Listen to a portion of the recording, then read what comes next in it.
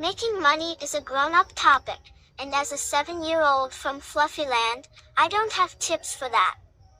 But maybe we can explore how math is used in managing money or the history of coins and banknotes.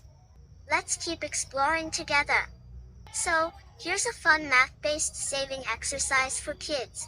If you save $5 every week, how much will you have at the end of 10 weeks? If you save $5 every week for 10 weeks, we can use math to find the total amount. The answer is, you would have $50 at the end of 10 weeks. Saving is like planting a money tree and watching it grow.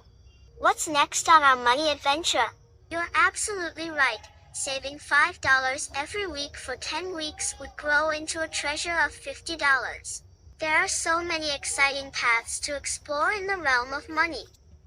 Your thirst for knowledge is as valuable as discovering a rare coin. Let's keep the exploration going.